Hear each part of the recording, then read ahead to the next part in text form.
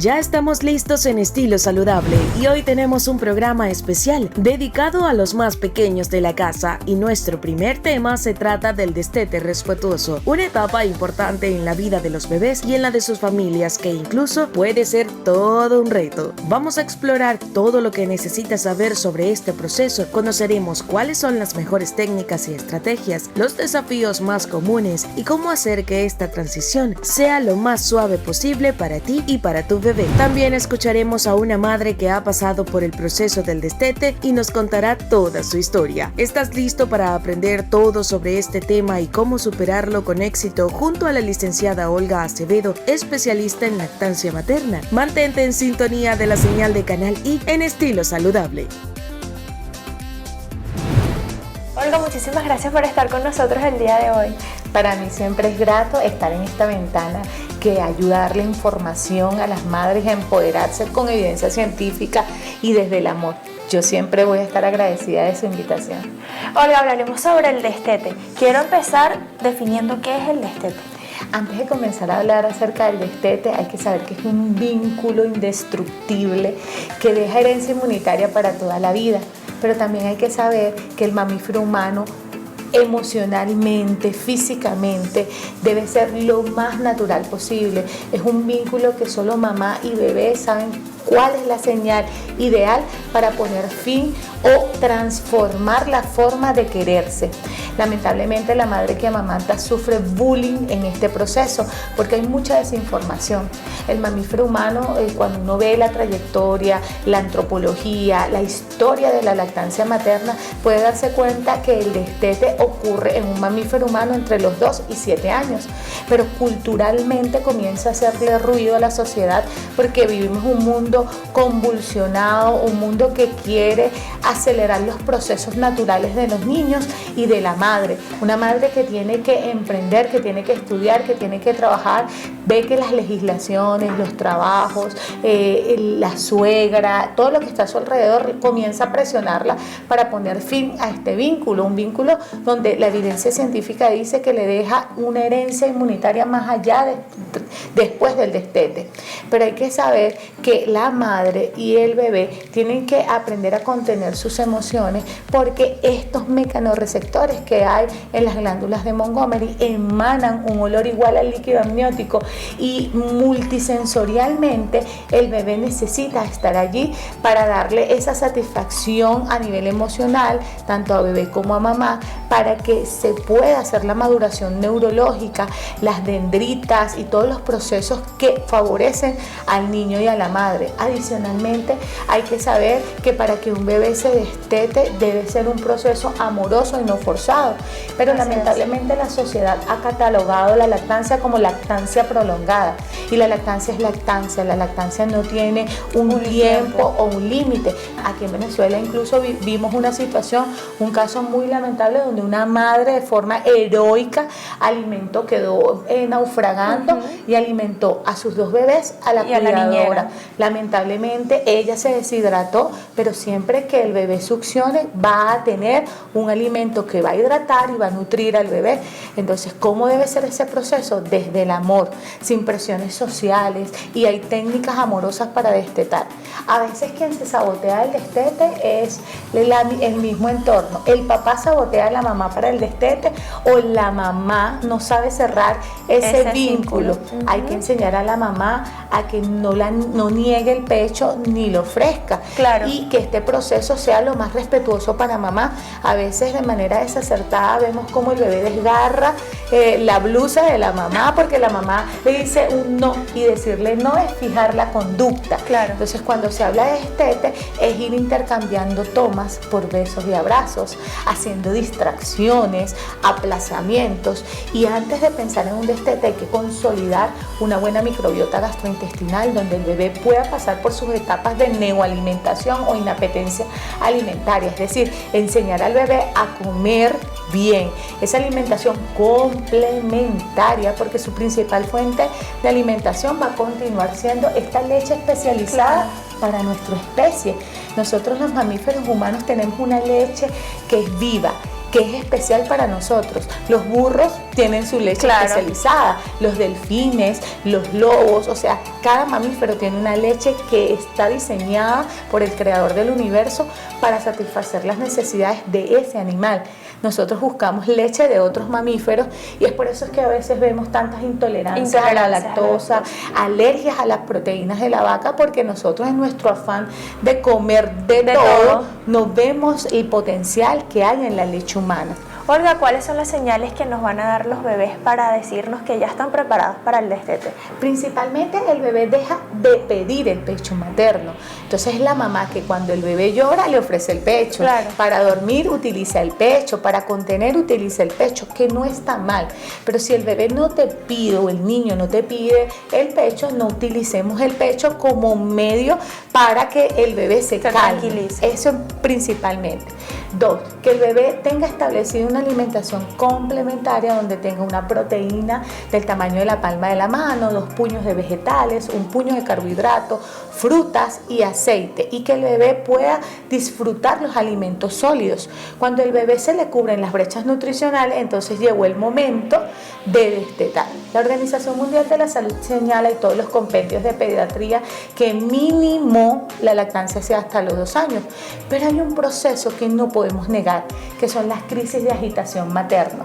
Hay un momento donde la mamá se siente tan colapsada por las presiones sociales, por físicas y emocionales, que comienza a sentir un rechazo, y ese es un punto que hay que tomar en consideración. Si mamá no lo está disfrutando, ya sea a los 6 meses, a los 8 meses, al año o a los 2 años, es el momento de buscar un especialista en lactancia que tenga sororidad. No que el profesional de la salud te diga, ya tienes que destetar. Si esa mamá quiere mantener el vínculo, puede hacerlo e ir haciendo distracciones y distanciamientos, juegos lúdicos.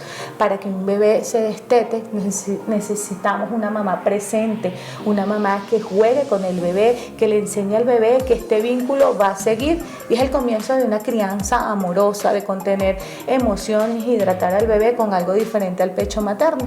Entonces es importante buscar ayuda. ¿Qué opinas, Olga, de estas mujeres, que no las vamos a señalar, pero estas madres que se aplican cosas en los senos para que el niño definitivamente ya no lo busque más?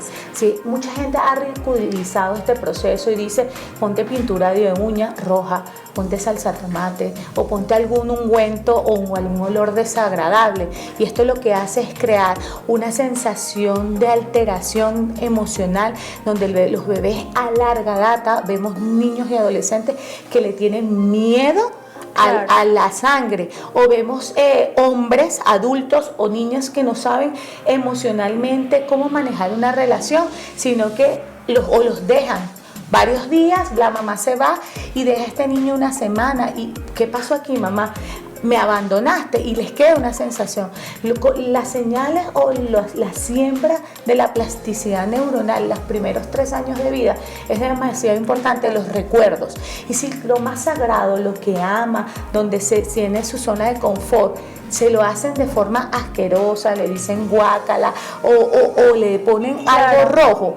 Hay otras cosas, hay otros olores donde el bebé puede asociar un destete respetuoso, como la lavanda, como olores agradables, que la mamá se bañe con otros olores agradables, con cosas florales, para que este olor de las glándulas de Montgomery pueda distraerla. Claro, que sea agradable para él. Y cuando el bebé le pide el pecho, en vez de ponerte o untarte algo rojo que le va a dejar un recuerdo desagradable, un trauma tal cual está descrito, entonces vamos a abrazar, vamos a besar y vamos a negociar con mi bebé. A los 8 meses no podemos negociar, pero a los 2 años sí podemos comenzar a negociar, y no ser ambivalentes. Todos los días recordar que el bebé, el prefrontal está inmaduro, entonces todos los días tengo que recordarle que está viviendo un proceso sin mentirle. Olga, es un tema bastante amplio que me encanta. Tú te vas a quedar con nosotros, vamos a realizar una pausa y vamos a conversar con una de las mamis de tu tribu a ver cómo ha sido su proceso. Amigos, ya volvemos con mucho más de Estilo Saludable. Estamos de vuelta con más información en Estilo Saludable y me encuentro con Pamela y Yanna. Ellas son miembros de la tribu de Olga y nos van a contar el día de hoy cómo ha sido su proceso del destete. Cuéntanos un poco acerca de esto, Pamela. Sí, mira, mi proceso del destete, al principio, como toda madre, sentí muchos nervios, de que quizás mi bebé no lo entendiera de la manera en la que yo quería transmitírselo, ¿no? Desde el amor, desde la contención. Pero quiero de verdad aclarar que desde las herramientas que Olga me dio, logré que mi bebé y yo aprendiéramos a compenetrarnos y amarnos de 1000 diferentes maneras cuando comencé a quitar el pecho. Ella lo entendió de una manera que me hizo sentir que nunca debemos subestimar el poder de comprensión de nuestros bebés cuando nosotras desde el amor y desde la contención les damos la seguridad de que mamá, aunque no esté dando la tetica, mamá siempre va a estar ahí, mamá siempre va a amar, mamá siempre va a contener y mamá siempre va a estar presente para ellos. Y mi proceso fue hermoso. Así como tuve una lactancia hermosa, tuve un cierre de lactancia hermoso. Mi esposo y yo tomamos la decisión de que fuera yo quien en las noches contuviera a la bebé, quien en las noches se despertara cuando el llanto de ella era mamá, tetica, mamá se paraba, contenía, mamá abrazaba. Nunca, que eso también lo respetamos mucho, los papás que ayudan, los papás que llevan al bebé al otro cuarto. Mi esposo y yo dijimos, no, vamos, déjame hacerlo yo, le dije, déjame hacerlo yo, que desde el amor él y yo nos entendamos en esas madrugadas difíciles. Y así lo hicimos y fue hermoso, fue único. ¿Por qué decidiste decir, bueno, ya?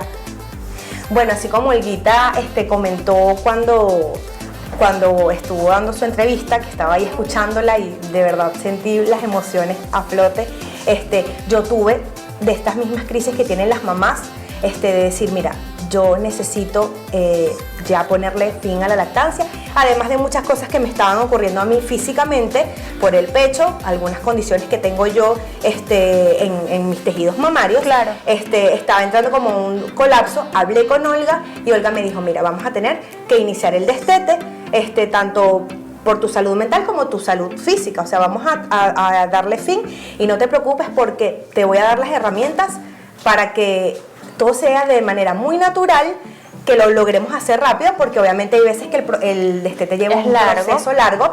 El mío sí tuvo que ser un poco más corto, pero eso no significó que fuera menos respetuoso o que fuese traumático, para nada. O sea, fue hermoso. O sea, en el momento en el que dijimos, basta ya, no hubo más teta y de verdad fue muy lindo. O sea, aprendimos a conectarnos mi bebé y yo de una manera única. O sea, yo no puedo explicar lo bonito que fue ponerle fin y aprender a amarnos nosotras dos de 1000 maneras y que diferentes. muchas mamás le tienen miedo a eso, sí, a que ya no tengas ese vínculo con tu hija. ¿Cómo viste después la conducta de Yanna? Mira, ella siguió siendo, ella siempre fue una niña muy independiente, pero después de la tética quizás, aunque seguía muy pegada a mí, ya digamos dormía más con su papá, por ejemplo, o si se quedaba con la tía, hacía las siestas con la tía, ya no era nada más la tetica. Ella aprendió cómo a conectar el sueño de otras maneras, aprendió a estar sin mamá un ratico más largo porque quizás no tenía la tetica. De verdad que ella se comportó como toda una campeona. Yo no me puedo quejar de ella, de este proceso, no me puedo quejar del proceso, no me puedo quejar de las herramientas. Olga me dio herramientas que son invaluables. Olga me ayudó en esas madrugadas que quizás decía, Olga, ¿qué hago? Estoy a punto del colapso. Tranquila, mi niña, respira, tú puedes hacerlo. Respira, abrázala, conténla, dale besos, intercambia las tomas por besos y abrazos. Y eso hice y de eso verdad, te quería preguntar. fue hermoso. Entre todas las estrategias que utilizaste, ¿cuál fue la que más te ayudó? Mira, contener a mi bebé. Hablarle muchísimo, porque quizás creemos que como mi bebé tenía 15 meses en ese momento no me iba a entender. Claro. Todo lo contrario, ella me entendió siempre. Y ella se acostaba en mi pecho, agarraba la tetica, yo le daba besos, le decía, te amo muchísimo, hija, mamá siempre va a estar contigo, mamá está aquí, la tetica ya no está, pero yo estoy aquí. Y fue de verdad espectacular, el proceso fue muy bonito y ese miedo que tuve al principio desapareció cuando empezamos el proceso, de verdad desapareció completamente. Pamela, muchísimas gracias por compartir con nosotros tu experiencia y bueno, espero que todas las personas que nos están viendo hayan conectado contigo y que su destete sea así desde el amor y desde el respeto. Amigos, ya estamos de vuelta con Olga. Olga, después de escuchar el testimonio de Pamela acerca de su destete, de verdad que quedamos todos acá fascinados. Cuéntanos cómo fue tu participación en este proceso para ella y Yanna. Mira, es imposible no que a ti como especialista en lactancia, que uno como consejera de lactancia también no se te muevan emociones, porque es como revivir lo que uno le dio a nuestros hijos y aplicar la evidencia científica y ver los resultados. Es algo tan hermoso. Y simplemente cada historia de lactancia es totalmente diferente. No es lo mismo ayudar o acompañar a una mamá destetar que soltera, que no tiene, o una madre que tiene un padre presente pero ausente, o una mamá que esté todo el día con el bebé, o una madre que tenga que ir a trabajar. Entonces la clave de la consejería de lactancia es hacer sororidad con esa madre, escucharla. No, la misma fórmula no aplica para todas las madres.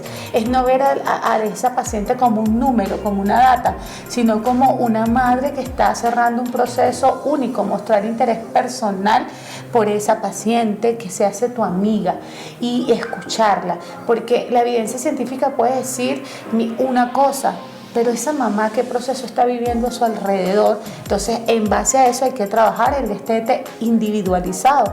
Tú puedes hacer un taller grupal, pero tienes que tomar a esa mamá de forma individual y escucharla. Y cuando hablamos de sororidad es ponerse en el zapato. No es que aplicar la evidencia científica y ser cuadrada, porque lamentablemente, por ejemplo, hay muchas madres dando sucedáneos por el marketing agresivo de la industria láctea, pero también por la promoción y protección de la lactancia materna desde un punto de vista muy cuadrado.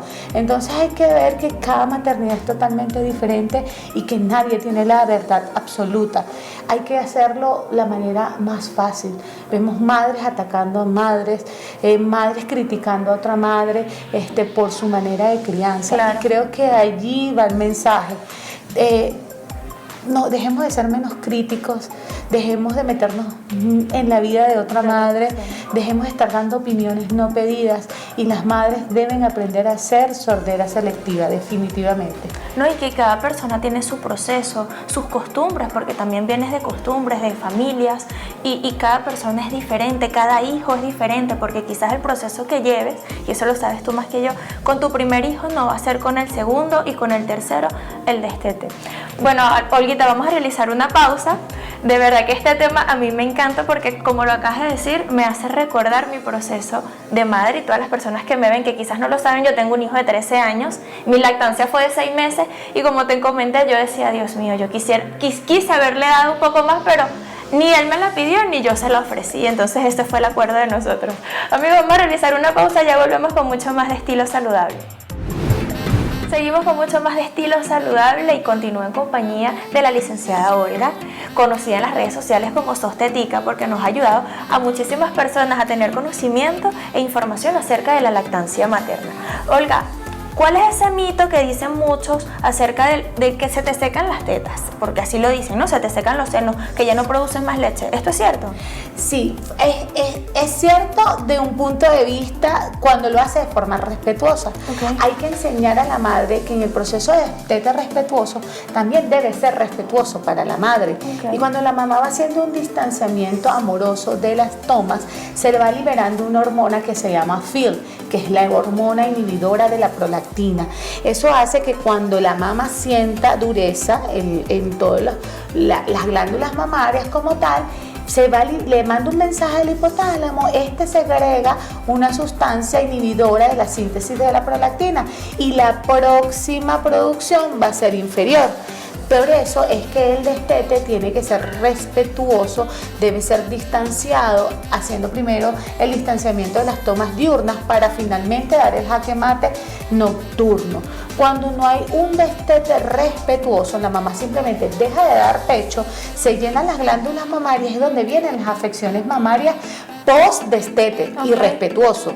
Les da mastitis o les da mastitis subclínica, que la mamá no sintió ninguna dureza, o la mamá se tomó un fármaco inhibidor de la prolactina que no está bien indicado. Muchos ginecostetras desconocen esta información. Okay. Entonces le mandan inhibidores de la prolactina, pero está producción que ya está establecida continúa como un torrente de leche produciendo, y entonces ahí vemos las complicaciones. Vemos mamás que a los 9 meses refieren una bolita, una dureza, y cuando van al mastólogo resulta que es una mastitis subclínica que se convirtió en un tumor maligno o benigno. He tenido casos en la consulta de lactancia que trabajo de forma multidisciplinaria con un mastólogo, y vemos que fue un destete brusco por ponerse alguna salsa o un parchecito y no se permitió que se liberara esta hormona FIL. Contrario a lo que se cree, que la gente dice dejo de extraerme, no, hay que hacer extracciones distanciadas, con masajes con frío, hasta lograr que se deje de segregar leche humana. Entonces esa es la forma correcta de secarse el pecho. O sea que estos fármacos no deberían tomarse mientras el niño esté en su proceso natural de lactancia. Un destete respetuoso no necesita farmacología. Existen diferentes tipos de destetes, claro está el destete de emergencia, una mamá que tiene que pasar por alguna cirugía mamaria, por algún quiste que se le tuvo un hallazgo, una cirugía de emergencia, o se tiene que tomar un fármaco o comenzar con quimioterapia. Entonces esta mamá hacemos un destete respetuoso, distanciando las tomas, haciendo extracciones distanciadas, se aplica una farmacología especial junto con extracciones y masaje con frío, contrario a lo que hacen muchos. Te dicen deja de extraerte. Con el destete respetuoso, para inhibir la prolactina, hay que hacerlo de forma progresiva. Ahora, ¿cuándo se pueden tomar estos fármacos y si están bien indicados? Por ejemplo, una mamá que falleció su bebé, que está en la galactogénesis 1, a esa mamá sí se le puede aplicar un inhibidor de la prolactina, un fármaco, porque esa lactancia no está establecida. Pero una mamá que tiene 15 meses, no sería lo más recomendable a nivel hormonal para esa mamá aplicarle farmacología. También es importante el tema de la cirugía plástica. Me quiero operar, quiero destetar para operarme, y entonces es irresponsable que el cirujano plástico mande a tomar un fármaco, porque yo misma he instrumentado cirugías donde cuando abren se activa la prolactina, tienen que cerrar, la mamá pasa por un proceso, o estas prótesis mamarias de aumento o de reducción se complican por no esperar los tiempos posteriores al destete. Olga, en el momento que ya el bebé no succiona más, ¿ya deja de producir la prolactina? Depende. Si fue brusco, porque a veces un niño se despertó y dijo ya, no quiero más, como fue mi caso a los 3 años y medio. Pero yo venía haciendo distanciamientos, el bebé Elías venía distanciando sus tomas y era poco, solo producía según la demanda de Elías y dejó de salir, ¿ok? Hubo recaídas, van a haber recaídas en los destetes, pero ¿qué pasa cuando volvemos? Fue rotundo, sigue produciendo, y es allí donde tenemos que hacer las extracciones que te comentaba anteriormente para que se libere esa hormona FIL, la hormona inhibidora de la prolactina. Comentaste algo que me encantó escucharlo, y es la recaída. ¿Cómo haces cuando llegan a esas mamis a ti y te dicen, Olga, intenté, lo logré, pero volví a caer en lo mismo? ¿Cómo haces? Sí, esto suele pasar cuando la mamá, el bebé se enferma. Y como sabemos la capacidad inmunomoduladora de la leche humana, sabemos que el bebé se va a mantener hidratado, que el bebé quizás no quiera sólidos, pero siempre va a querer el pecho materno, entonces volvemos nosotras a ofrecer, o el bebé te pide y tú necesitas esa conexión, porque hay otra cosa que se maneja en el destete respetuoso, que es el duelo del destete. La mamá se siente, cuando el bebé se duerme por primera vez sin el pecho materno, se siente como un dolor, un vacío, como que, ay, entonces es allí donde hay que trabajar y contener a la mamá emocionalmente, y hay que decirle que comparta más, que abrace más al bebé, que hagan juegos lúdicos. A mí me gusta dar un cierre respetuoso tanto para mamá como para bebé. Le digo a la mamá que escriba en una carta todo su proceso de lactancia, y esa carta se la va a entregar cuando su bebé esté grande, ¿no? Y allí esa mamá plasmando esa historia va a poder drenar, va a ver los beneficios, va a ver lo que la llevó a hacer el destete, Y luego le digo a la mamá que pinte una tetica, el bebé coloree esa actividad, la coloquen, la cierren, la coloquen en un globo y le digan chao, chao, tetica. Y el bebé emocionalmente también le da un cierre. Es algo que en la Biblia se llama fiesta del destete.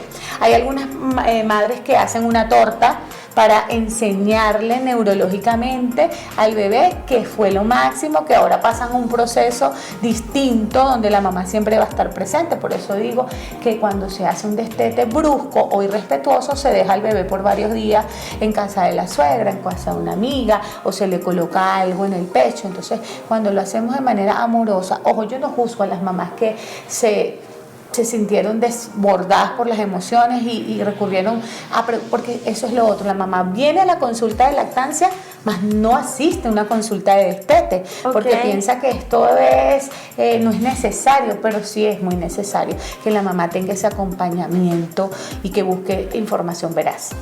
Olga, para cerrar y darle una conclusión a este tema, ¿cuál es tu recomendación que le das a todas esas personas que nos están viendo, que están pasando por este proceso y que quizás son juzgadas por su entorno? Sí, que es importante saber que a pesar de que es un acto natural, tiene muchos detractores. Y cada mamá tiene que vestirse de una armadura indestructible del amor, donde aprenda a ser sordera selectiva y saber que hoy día cuenta con profesionales, que tenemos sororidad, que le vamos a dar herramientas. Si ese profesional no te está generando paz, no vayas a donde la amiga, donde la abuela, no tires la toalla, busca ayuda, porque ya no estás sola en este proceso. Habemos profesionales de la salud que nos ponemos en tus zapatos, que no te vamos a señalar, que no te vamos a juzgar y te vamos a ayudar, que esa armadura indestructible de la maternidad que te ayuda, que cuando estés fuera de tu zona de confort, tú tengas la ciencia para proteger tu instinto. Y entender que cada proceso es diferente. Totalmente. Gracias por estar con nosotros, Olga, de verdad que me encanta estar contigo, me encanta entrar aquí a tu consultorio. Tus redes sociales y puntos de contacto para todas las personas que nos ven. Bueno, como las mismas pacientes han colocado, @SOS Tetica, ese es un nombre que me dio mi tribu de lactancia, mis amigas, mis pacientes, y así me pueden conseguir en todas las plataformas, Instagram, TikTok, todas las plataformas pueden conseguirlo como @SOS Tetica, ese SOS con puntitos. De SOS. Nuestras redes sociales, amigos, @estilo saludable piso canal, y vamos a realizar una pausa y ya volvemos. Amigos, estamos de vuelta con más información en Estilo Saludable y les recuerdo nuestras redes sociales, @estilo saludable piso canal.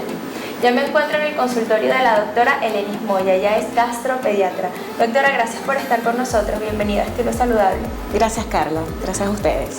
Hablaremos sobre la enfermedad por reflujo gastroesofágico. Así es. Cuéntenos qué es. Bueno, lo primero que tenemos que saber es que existen dos entidades que se pueden confundir, porque la frontera entre ambas condiciones es muy delgada. Una es el reflujo gastroesofágico fisiológico, que nosotros como pediatras lo llamamos así, porque no implica síntomas molestos para el paciente y no necesita ni estudios endoscópicos ni paraclínicos, sino medidas generales. Pero también tenemos la enfermedad por reflujo gastroesofágico, que el paciente va a presentar reflujo persistente con unos criterios ya establecidos, pero además va a presentar otros síntomas que pueden salir de la esfera gastrointestinal, como neumonías, aspiraciones, incluso infecciones óticas. En el caso de la enfermedad por reflujo gastroesofágico es muy importante para hacer el diagnóstico no solamente considerar estas condiciones clínicas que afectan a nuestro niño, sino también es primordial la observación directa de la mucosa a través de la realización de la endoscopia. Y es lo que precisamente hacemos como gastroenterólogos antes de diagnosticar y tratar la enfermedad por reflujo, porque es la forma correcta. ¿Qué lo causa, doctora? Bueno, como te decía, la enfermedad por reflujo gastroesofágico es una condición que está dada por relajaciones transitorias del esfínter esofágico inferior. Y esto suena un poco complicado, pero es solamente que el músculo que separa el esófago del estómago se relaja momentáneamente, y esto hace que haya un paso retrógrado del contenido del estómago hacia el esófago y que se puede o no ver a través de la boca. Hablaste acerca de la observación, ¿no? ¿Cómo debería ser el diagnóstico? Siempre el diagnóstico debe ser primero hecho por un especialista en el área, porque hay pequeños síntomas, como te decía, que a veces son difíciles de observar, que son los que llamamos síntomas molestos, y que pueden ir desde un llanto irritable y persistente, un niño que tiene disconfort, malestar, hasta movimientos de extensión y lateralización de la cabeza, que son una de esas formas que nos hace saber al gastroenterólogo pediatra que algo de reflujo está lastimando la mucosa y está generando malestar en nuestro niño. Por lo general siempre vemos que estos pacientes, los niños que son bebés, que tienen este tipo de reflujo, o sea, es más notorio, pero puede padecer un niño ya más grande, de 7, 8 años, de esta enfermedad. Sí. De hecho, la mayoría o el mayor porcentaje de los niños que presentan reflujo gastroesofágico, no enfermedad por reflujo gastroesofágico, lo hacen en el primer año. De ahí en adelante, siempre que el reflujo gastroesofágico sea persistente, hayan síntomas molestos y que endoscópicamente veamos lesiones o erosiones a nivel de esa mucosa, entonces estamos hablando de una enfermedad por reflujo, y esto pasa en esos pacientes de mayor edad, es decir, que los niños preescolares, escolares, incluso en el ámbito de lo que atendemos los gastroenterólogos pediatras, que va de los 0 a los 18 años, es una patología bien frecuente. ¿Cómo sería entonces el tratamiento? Bueno, el tratamiento según las sociedades latinoamericanas, norteamericanas y europeas, por sus siglas LAPSGAN y NAPSGAN, está estandarizado a la resolución de los síntomas, a que mejoren las erosiones que podemos ver desde el punto de vista endoscópico, y esto va a permitir en un lapso de 4 a 8 semanas con inhibidores de bomba y otros medicamentos que van a depender de los hallazgos endoscópicos, los que les vamos a instaurar a este niño, y de seguro va a mejorar. Doctora, ¿la dieta es clave en esta enfermedad? Sí, has dado en el punto clave. La dieta es fundamental porque algunas bebidas gaseosas o alimentos oscuros como el café y el chocolate pueden permitir o hacer más frecuentes las relajaciones transitorias del esfínter esofágico inferior, que, como te comentaba anteriormente, es el que debe estar cerrado y debe evitar que haga el paso retrógrado del contenido del estómago hacia la boca. ¿Existen complicaciones a largo plazo de no ser atendida esta enfermedad a tiempo? Sí, y son complicaciones bien importantes porque el esófago y la boca, la mucosa de ellos no está hecha para que esté en contacto con el ácido del estómago. Cuando el ácido del estómago persistentemente choca con la mucosa del esófago, se producen cambios metaplásicos, es decir, cambios en la celularidad, y esto redunda en cáncer. ¿Puede llegar el tratamiento a ser quirúrgico? Sí, pero gracias al avance de las tecnologías, como gastroenterólogos pediatras podemos resolver sin el apoyo quirúrgico, sino endoscópico, la resección de la mucosa que pudo haber estado en contacto con el ácido y que por lo tanto tenga esos cambios metaplásicos sugestivos de cáncer. ¿Puede afectar el desarrollo de los niños, doctora? Sí, definitivamente. Un niño que tiene reflujo persistentemente es un niño que no tiene ganancia pondoestatural.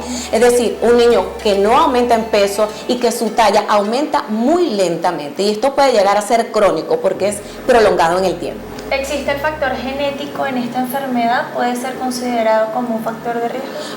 No hay una predisposición genética a tener reflujo gastroesofágico, pero sí hay una predisposición genética a tener alergia a la proteína de la leche de vaca. Y esto, sumado con la dieta o las costumbres alimenticias de los familiares, que inciden mucho en lo que va a comer nuestro niño, también puede ser una patología que puede generar reflujo en nuestros niños. Entonces, ¿cómo debería ser la dieta de estos pacientes? ¿Cómo debería ser? ¿Tienen que ser sin lactosa? ¿Pueden hacer algunas alternativas en la comida? Dependiendo del niño del cual estemos hablando. Okay. Si estamos hablando de un niño con una alergia a la proteína de leche de vaca, es un niño que necesariamente tiene que tener una dieta de exclusión de lácteos.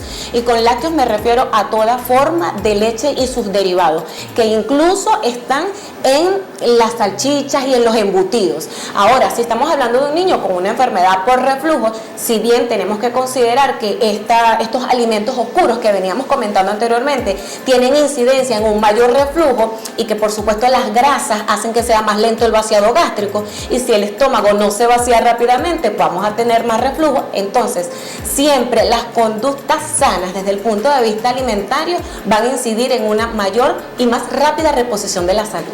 Doctor, o sea que podemos decir que esto puede estar asociado con alergias alimentarias. Sí, de Pero hecho. no me lo vas a decir ahorita, te voy a Ok, interrumpir. no te preocupes. Amigos, vamos a realizar una pausa, ya volvemos con más información en Estilo Saludable. Amigos, volvemos con más información en Estilo Saludable. Sigo en compañía de la doctora Elenis Moya, gastroenterólogo pediatra. Estamos conversando acerca de las enfermedades por reflujo gastroesofágico. Doctora, dejamos en el bloque anterior una pregunta, y es que si esto está asociado con las alergias alimenticias. Sí, te comentaba que la alergia a la proteína de leche de vaca particularmente, que es una de las que más frecuentemente se hace diagnóstico, está bien relacionada por el hecho de que per se al tener la alergia tú vas a tener reflujo. Y de hecho es el síntoma que con más frecuencia presenta el paciente. Pero además existen otro tipo de alergias que pueden ser alergias puntuales, por ejemplo al trigo, o puede ser alergias alimentarias múltiples, como al trigo, la leche, los frutos secos, el maní, el pescado, que también van a generar inflamación de la mucosa del tracto gastrointestinal. ¿Cuáles son los síntomas en este caso de estas alergias? Pues generalmente es dolor abdominal, distensión abdominal, esa barriguita que siempre está llenita de aire, hay muchos gases, puede haber eructos y flatos de mal olor. ¿En cuánto tiempo podemos decir, o cuál es el tratamiento o el seguimiento que le deben tener los padres realmente a los niños y que cause esa alarma en uno para acudir al especialista?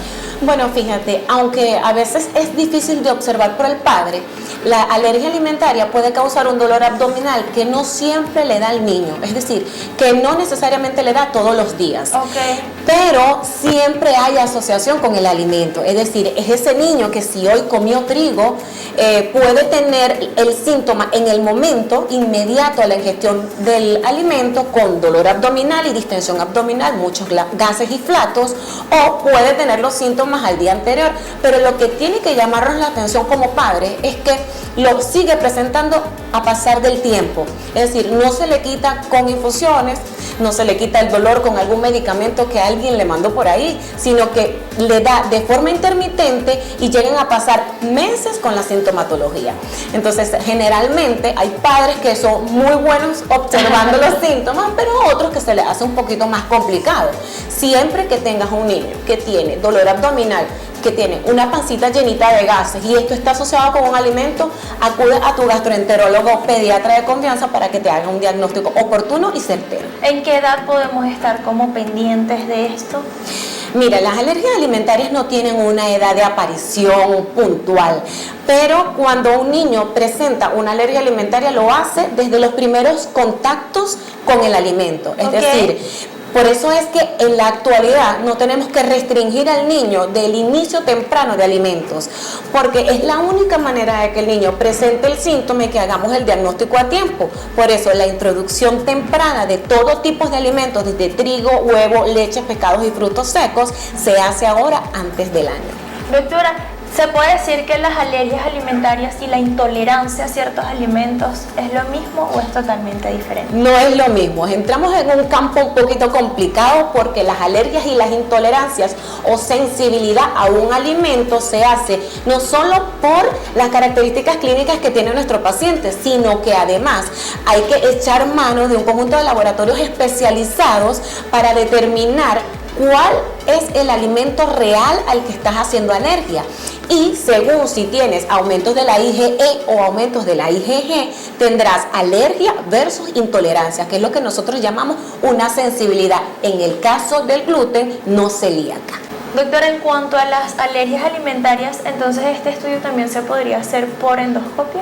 Fíjate, siempre que un paciente tenga una alergia alimentaria, nosotros vamos a tomar en cuenta la clínica, estos laboratorios especiales, pero hay que ver qué daño ha generado esta alergia en la mucosa gastrointestinal, sobre todo cuando hablamos, a propósito, el domingo 5 fue el día de la enfermedad celíaca.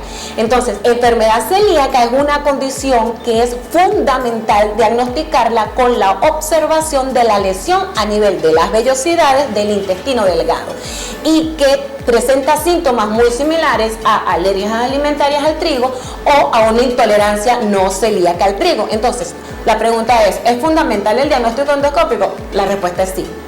Doctora, en cuanto a los probióticos, ¿están indicados en pacientes infantiles? Sí, los probióticos son a mi criterio, la panacea de la salud del mundo. Porque los probióticos han venido, sobre todo los probióticos de cuarta generación, que son de origen directo del ser humano, extraídos de la leche humana, son los que van a permitir estabilizar esos desórdenes de equilibrio en la microbiota intestinal. La microbiota intestinal juega un papel fundamental en la salud del niño y de hecho hay un eje muy importante que se llama eje microbiota intestino-cerebro, porque según el equilibrio de bacterias buenas y bacterias malas, y eso por reducirlo, ¿no? Porque hay virus, bacterias y hongos, esto va a determinar tu salud y tu belleza de la piel, tu salud neuroconductual, así como te va a evitar patologías desde el punto respiratorio y por supuesto en el área gastrointestinal. O sea que también puede regular el sistema inmune. Totalmente. De hecho, el mayor sistema inmune está en el tracto gastrointestinal, que es donde estas bacterias van a producir inmunidad a través de la producción de sus metabolitos, como el butirato, que de hecho es un posbiótico y tiene la capacidad de generar salud desde el punto de vista inmunitario. ¿Cómo podemos introducir los probióticos en nuestros niños? Eso se hace de una forma muy específica, es decir, no vamos a utilizar probióticos para evitar enfermedades, vamos a utilizar probióticos y cepas probióticas específicas para patologías en específico. De hecho, los últimos estudios y los avances nos han mostrado que, por dar un ejemplo, la cepa de L. reuteri 17938 es espectacular para mejorar el cólico del lactante. Doctora, muchísimas gracias por estar con nosotros, de verdad que es un tema bastante Súper amplio. amplio. Tus redes sociales y puntos de contacto para todas las personas que te están viendo. Bueno, mis redes sociales, yo soy @tugastropediatra1, el numerito. Mi número de teléfono es 0412-602-5750 y yo estoy acá en la unidad del Grupo Médico Santa Paula los días martes y jueves en la mañana y en la torre de consultorios los días lunes, miércoles y viernes a partir de las 2 de la tarde. Gracias por abrirnos un espacio, doctora. No, muchas gracias a ustedes. Con la doctora Elenis llegamos al final del programa del día de hoy. Muchísimas gracias por la sintonía. Les recuerdo como siempre nuestras redes sociales, @estilosaludablepiso, canal I. Los espero el próximo miércoles a las 9 de la mañana acá en tu espacio de salud favorito, Estilo Saludable.